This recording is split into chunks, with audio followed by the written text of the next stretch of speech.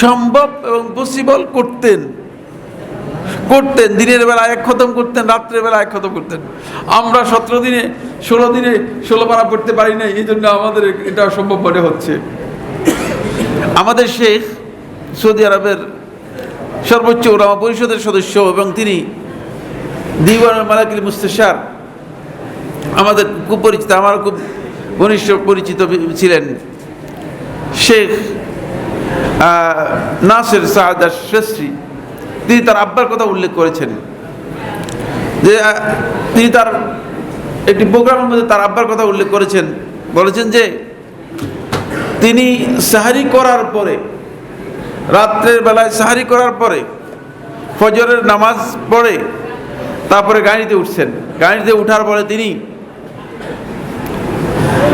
বলছেন যে তুমি কোরআন ধরো, আমি পড়ি। আমরা দুইজন মক্কার উদ্দেশ্যে আসতেছি, উমরা করব। মক্কার উদ্দেশ্যে আসতেছি, উমরা করব। বললেন যে আমরা মক্কার যে মিকাত রয়েছে, যেটাকে আস-সাইলুল কাবীর বলা হয় তাকে, ওই মিকাতে পৌঁছার আগে তিনি সূরাতুন নাস শেষ করে পুরা খতম করে ফেলেছেন। 8 ঘন্টার চেয়ে একটু বেশি, 9 ঘন্টার কাছাকাছি, মানে 9 ঘন্টার কাছাকাছি, পরিপূর্ণ 9 ঘন্টা নয়, কোরআনে কারীমের খতম কমপ্লিট করেছেন। সলফে সালিহিনগণ এখনো অনেকেই রয়েছেন যারা মানে এইভাবে খতম করে থাকেন। এটা তো এই যুগের, তিনি মারা গিয়েছেন কিছুদিন আগে, এই যুগের উদাহরণ দিলাম। এই যুগে অনেকে এমন আছেন যারা কোরআনে কারীমের এইভাবে খতম করেন। আমরা ইমাম আবু হানিফা রাহমাতুল্লাহ আলাইহির হানাফি মাযহাবের অনুসরণ করি, হানাফি মাযহাবের কথা আমরা দাবি করি। আপনি আমি হানাফি মাযহাবের কথা গর্বের সাথে বলি। ইমাম আবু হানিফা রাহমাতুল্লাহ আলাইহি যখন রমাদান মাস আসতো তখন প্রত্যেক দিন এবং রাত্রে এক খতম করতেন। আর যখন শেষ দশক হতো দিনে এক খতম করতেন, রাত্রে এক খতম করতেন। তাহলে আপনি কি হানাফি মাযহাব অনুযায়ী ঠিক আছেন কিনা? কথা বলেন আমার সাথে, ঠিক আছেন কিনা? হ্যাঁ, হানাফি মাযহাব অনুযায়ী ঠিক আছেন কিনা বলেন?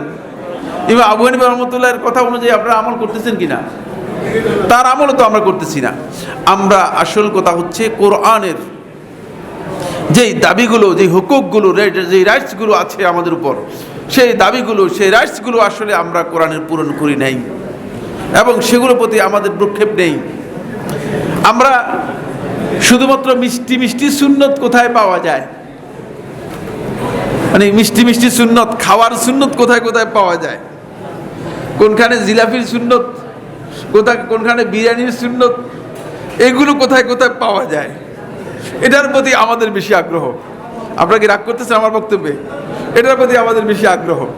এর আগ্রহের কারণ হচ্ছে মানে আমরা মনে করতেছি যে মানে এই মিষ্টি সুন্নত দিয়েই আমরা জান্নাতে চলে যাব, কিন্তু না।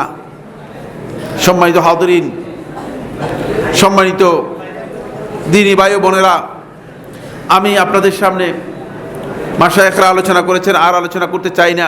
সময়ের দিকে লক্ষ্য রেখে আর কোনো আলোচনা করব না। আমরা আপনাদের ব্যক্তিগতভাবে যে দোয়া করার জন্য আপনাদেরকে সুযোগ করে দেব, আপনারা দোয়া করবেন।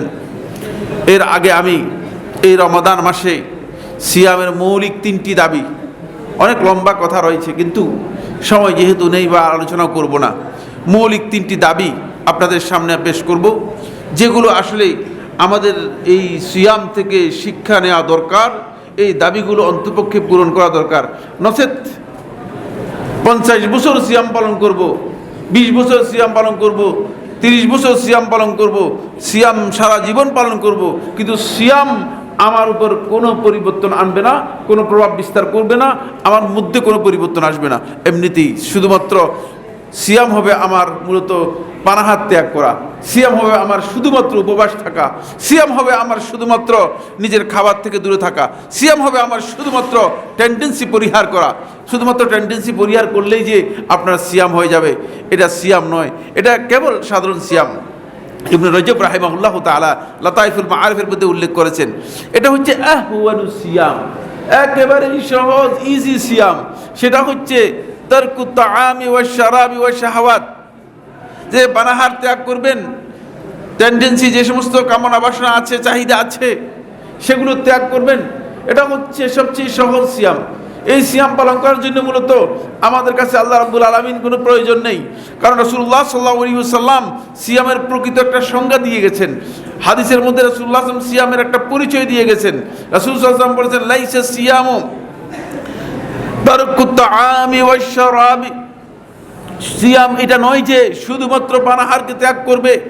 ওয়া ইন্নামাস সিয়াম, সিয়াম হচ্ছে তারকুল লাগবি ওয়ার রাফাত, যে বান্দা যেই সমস্ত বেহুদা কাজ আছে, অহেতুক কাজ আছে, এবং যে সমস্ত অশ্লীল কথা এবং কাজ আছে সেগুলো পরিহার করবে, মানে এটা হচ্ছে মূলত আসল সিয়াম।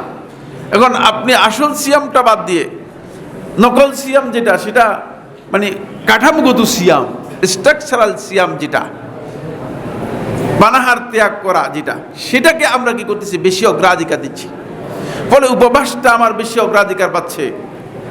আমি একদিকে উপবাস থাকতেছি, আরেকদিকে মিথ্যা বলতেছি, একদিকে উপবাস থাকতেছি, আরেকদিকে হারাম কাজে লিপ্ত আছি। খুব ভালো করে খেয়াল করুন, একদিকে আমি উপবাস থাকতেছি, আরেকদিকে আমি প্রতারণা করতেছি, ধোঁকাবাজি করতেছি। একদিকে আমি উপবাস থাকতেছি, আরেকদিকে আমি ঘুষ খাচ্ছি। একদিকে আমি উপবাস থাকতেছি, আরেকদিকে খাবারের মধ্যে ভেজাল মিশাচ্ছি। এরা কারা করতেছে? তিনি কিন্তু সিয়াম পালন করতেছেন। তিনি বলতেছে আমি রোজাদার। আসলে কি তার এই রোজার কোনো মানে মৌলিক কোনো অর্থ আছে? এই রোজা কি তার মধ্যে জীবনে, এই রোজা যদি 200 বছর পর্যন্ত রাখে, কোনো পরিবর্তন আসবে? এই রোজা তার জীবনের মধ্যে কোনো পরিবর্তন আনবে? 200 বছর পর্যন্ত যদি এই রোজা রাখে, এই রোজা তার মধ্যে কোনো পরিবর্তন আনবে না। এই জন্য সিয়াম রাখতেছে, কিন্তু সিয়ামের সাথে এই গুনাহের কাজ করতেছে। ফলে ইমাম আবু মুহাম্মদ ইবনে হাজম আন্দালুসি রাহিমাহুল্লাহ তাআলা মুহাল্লার 6 নম্বর খণ্ডের মধ্যে বিষয় বিস্তারিত আলোচনা করে ইমাম রাহমাতুল্লাহ আলাইহি একটা কথা বলেছেন, আমি তার এই বক্তব্যের সাথে একমত পোষণ করেছি। সেটা আজকের এই প্রোগ্রামের মধ্যে আমি বলছি, আমি তার এই বক্তব্যের সাথে একমত পোষণ করেছি। এবং আমি এটা মনে করে থাকি, শেখুল ইসলাম ইবনে তাইমিয়্যাহ রাহমাতুল্লাহ আলাইহি ফাতাওয়ার এক জায়গায় এই কথা উল্লেখ করেছেন এবং এই বিষয়টা মানে সমর্থন করেছেন। সেটা হচ্ছে এই যে কিভাবে একজন ব্যক্তি হারাম কাজের মধ্যে লিপ্ত থাকবে অথচ সে মনে করবে যে সে আল্লাহর সন্তুষ্টি অর্জন করতেছে। এটা আদৌ সম্ভব নয়। ফলে এই জন্য ইবনে হাজম রাহমাতুল্লাহ আলাইহি বলেছেন, যে ব্যক্তি সিয়াম পালন করবে অথচ মিথ্যাচারে লিপ্ত রয়েছে, সিয়াম পালন করবে অথচ গীবত করতেছে, সিয়াম পালন করতেছে অথচ সকলখুরি করতেছে, সিয়াম পালন করতেছে অথচ কারো সাথে ধোঁকাবাজি করতেছে, প্রতারণা করতেছে, তার এই সিয়াম বাতিল হয়ে যাবে। এই সিয়াম তার আদায় হবে না, সে বাতিল হয়ে যাবে। ইবনে হাজমের সাথে যুক্ত হয়েছে ইমাম আবু হুরায়রা রাদিয়াল্লাহু আনহু একটি রিওয়ায়াত রয়েছে, আয়েশা রাদিয়াল্লাহু আনহা সহিহ রিওয়ায়াত রয়েছে, এবং ইমাম আব্দুর রহমান আউজাঈ রাহমাতুল্লাহ সহিহ রিওয়ায়াত রয়েছে, এবং এর সাথে যুক্ত রয়েছেন ইমাম সানানী রাহমাতুল্লাহ একটি রিওয়ায়াত রয়েছে, আহমদ বিন হাম্বল রাহমাতুল্লাহ একটি রিওয়ায়াত রয়েছে। এই প্রত্যেকটি রিওয়ায়াতের মধ্যে এই কথা রয়েছে যে সিয়ামের সাথে যদি এই বিষয়গুলো যুক্ত হয়ে যায়, কারণ আল মুতালাব্বিসু বিল হারাম, যে ব্যক্তি হারামের মধ্যে নিজেকে সম্পৃক্ত রেখেছে, সে ব্যক্তি কিভাবে আল্লাহর সন্তুষ্টি অর্জন করতে পারে? আপনি নামাজ পড়তেছেন আর নামাজের মধ্যে হারাম কাজও করতেছেন, নামাজ হবে? একটু ভালো করে বোঝার চেষ্টা করেন, কথাটা উপলব্ধি করার চেষ্টা করেন। নামাজ পড়তেছেন, নামাজের মধ্যে কথা বলতেছেন, নামাজ হবে? হ্যাঁ হবে? হবে তো?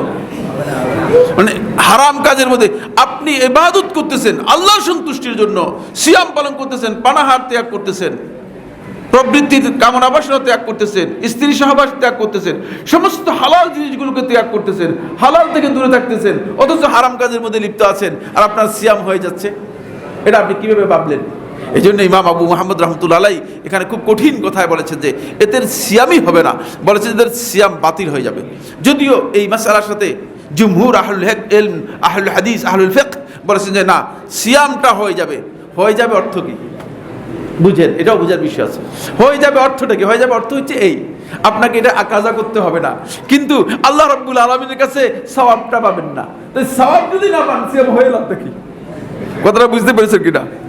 আসল জিনিসটা পাবেন না, মূল জিনিসটা পাবেন না, পাওয়া যাবে না। তো তাহলে হয়ে গেল মানে কি? শুধুমাত্র কাজাটা করলেন না, কাজাটা করতে হবে না, তাহলে কিন্তু আপনার পুরস্কার তো পাবেন না, আপনি পুরস্কার পাবেন না। এই জন্য সিয়ামের মৌলিক দাবিটা আপনাদের সামনে 1 নম্বর পয়েন্ট হচ্ছে আমাদেরকে এখন থেকে হারাম বর্জন করতে হবে। পারবেন তো ইনশাআল্লাহ? ইনশাআল্লাহ মানে এমন ইনশাআল্লাহ, এত দুর্বল ইনশাআল্লাহ যে ইনশাআল্লাহ থেকে বোঝা যাচ্ছে যে এটা সম্ভব না মনে হয় যেন। হ্যাঁ, ইনশাআল্লাহ এত দুর্বল কেন? হারাম থেকে আমাদেরকে এখন থেকে মানে সিদ্ধান্ত নিতে হবে। যে আমরা আসলেই হালাল থেকে বিরত থাকার কারণই হচ্ছে, আমার দাবি হচ্ছে আমি হারামকে ছাড়বো। হারাম না ছাড়লে হবে না। হারাম না ছাড়লে কি? হারাম না ছাড়লে আপনার হবে না। এই জন্য আপনাকে অবশ্যই কি করতে হবে? হারাম বর্জন করতে হবে। এটা সিয়ামের দাবি। আপনাকে অবশ্যই আগামী দিনগুলোতে আপনাকে অবশ্যই হারামকে বর্জন করতে হবে, হারাম থেকে দূরে সরে আসতে হবে, হারাম উপার্জন থেকে দূরে আসতে হবে, হারাম কাজ থেকে দূরে আসতে হবে। হারামের সাথে সম্পৃক্ততাই মূলত আমাদেরকে আল্লাহ রাব্বুল আলামিনের আনুগত্য থেকে দূরে সরিয়ে নিয়ে যাচ্ছে, আমাদেরকে আল্লাহ রাসূল সাল্লাল্লাহু আলাইহি ওয়াসাল্লামের আনুগত্য থেকে দূরে সরিয়ে নিয়ে যাচ্ছে। সুতরাং হারাম থেকে দূরে থাকতে হবে। এটা হলো 1 নম্বর পয়েন্ট। 2 নম্বর পয়েন্ট হচ্ছে সিয়ামের অন্যতম দাবি হচ্ছে প্রত্যেকটি কাজ, যেহেতু রাসূলুল্লাহ আল্লাহ রাব্বুল আলামিন হাদিসে কুদসির মধ্যে বলেছেন, তারাকা তাআমাহু ওয়া শারাবাহু ওয়া শাহওয়াতাহু মিন আজলি, সে তার পানাহার বর্জন করেছে, সে তার প্রবৃত্তির চাহিদা কামনা বাসনাকে বর্জন করেছে। কেন? মিন আজলি, আমার জন্য। তাহলে আপনার প্রত্যেকটা কাজ যেটাই করবেন না কেন, একমাত্র কাজের মধ্যে আল্লাহর সন্তুষ্টিকে অগ্রাধিকার দিতে হবে। এটা হচ্ছে দাবি। এটা হচ্ছে কি? দাবি। প্রত্যেকটি কাজের মধ্যে অগ্রাধিকার দিতে হবে। কোনটাকে? কোনটাকে অগ্রাধিকার দিতে হবে? আপনারা কি আমার কথা বুঝতেছেন না? আপনাদের খিদায় খুব কষ্ট হয়ে গেছে। আপনাদের অবস্থা এমন হয়েছে যে মনে করতেছে কিরে আমার ক্ষুধায় আপনাদের খুব কষ্ট হয়ে যাচ্ছে।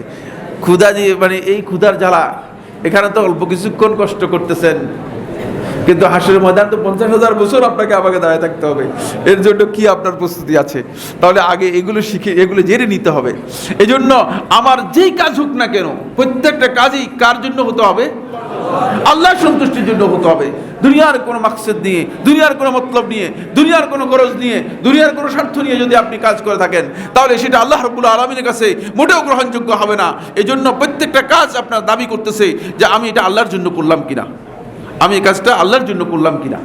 এটা আপনি প্রত্যেকটা কাজের আগেই, এই কারণে সিয়ামের প্রত্যেকটা কথার মধ্যে রাসূলুল্লাহ সাল্লাল্লাহু আলাইহি ওয়াসাল্লাম সেটা যুক্ত করে বলেছেন, মান সামা রমাদানা ঈমানান ওয়া ইহতিসাবান। ঈমানান ওয়া ইহতিসাবানের অর্থ এখানে অবশ্যই আল্লাহ রাব্বুল আলামিনের সন্তুষ্টিকে সবচেয়ে বেশি অগ্রাধিকার আপনাকে দিতে হবে। এই অগ্রাধিকার যদি দিতে না পারেন, তাহলে আপনার সিয়ামের মধ্যে সিয়ামের যে দাবি আছে, আপনার কাছে সিয়াম যে দাবি করে যাচ্ছে, সে দাবি আপনি পূরণ করতে পারলেন না, সে দাবি আপনি পূরণ করতে পারলেন না। এরপরে যে পয়েন্টটি গুরুত্বপূর্ণ, সেটা হচ্ছে আপনি সিয়াম এর মাধ্যমে আপনাকে বেহুদা, অনর্থক, অপ্রয়োজনীয় বাড়াবাড়ি থেকে, মূর্খতাপূর্ণ আচরণ থেকে নিজেকে বিরত হতে হবে।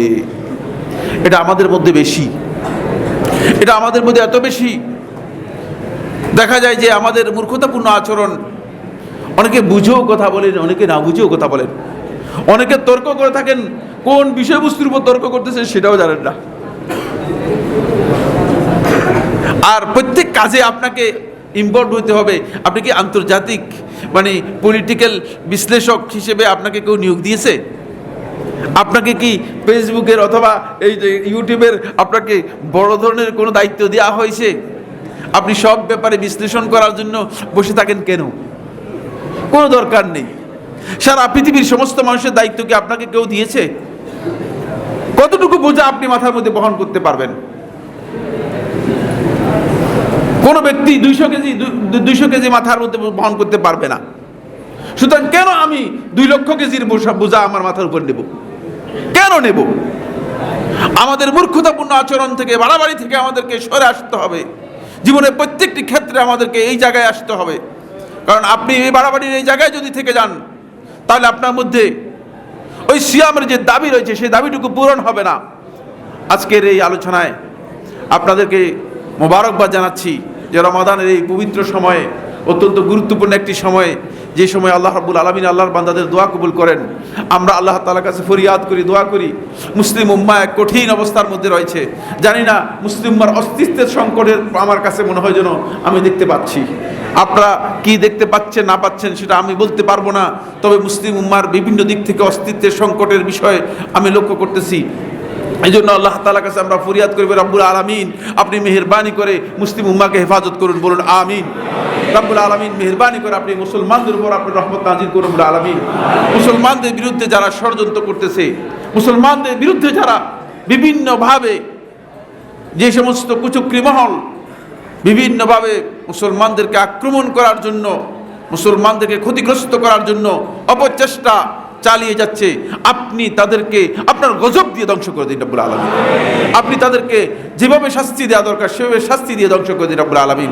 রব্বুল আলামিন আমাদের সবাইকে, রমাদান মাসের আর অল্প সময় বাকি আছে, আমি তো বলতে পারবো না যে কোন সময় চলে গিয়েছে, তার কারণ হচ্ছে মানে আমার রাতও যায়, মানে এইভাবে দিনও যায় অনেক সময় এরকম, ফলে আমার মানে বলতে পারবো না কোন সময় চলে গেছে।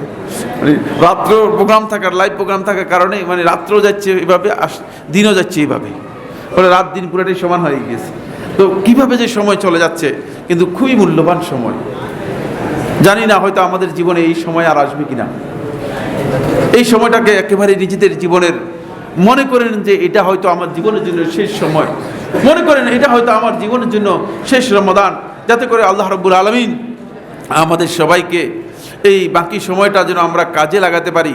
কাজে লাগাবেন, কোন কাজে লাগাবেন? বিক্রি করে ফেলবেন? না, বিক্রি করবেন না, কাজে লাগাবেন আল্লাহর আনুগত্যের কাজে লাগাবেন, কাজে লাগাবেন কোরআনের সাথে সম্পর্ক তৈরি করবেন, কাজে লাগাবেন রাত্র জেগে আল্লাহ রাব্বুল আলামিনের সামনে দাঁড়াবেন। যদি এটা দাঁড়াতে পারেন তাহলে আপনি বুঝবেন যে আপনার রমাদানটা সার্থক হয়েছে। আপনি যে এই সিয়াম, এই যে উপবাস, এই উপবাসটা আপনার কাজে এসেছে। আল্লাহ সুবহানাহু ওয়া তাআলা আমাদের সবাইকে তৌফিক দান করুন। হাযা ওয়া সাল্লাল্লাহু আলা মুহাম্মাদিন ওয়া আলা আলিহি ওয়া আসহাবিহি ওয়া বারিক ওয়া সাল্লিম। সুবহানাকাল্লাহুম্মা ওয়া বিহামদিকা আশহাদু আল্লা ইলাহা ইল্লা আনতা আস্তাগফিরুকা ওয়া আতুবু ইলাইক। আসসালামু আলাইকুম ওয়া রাহমাতুল্লাহি।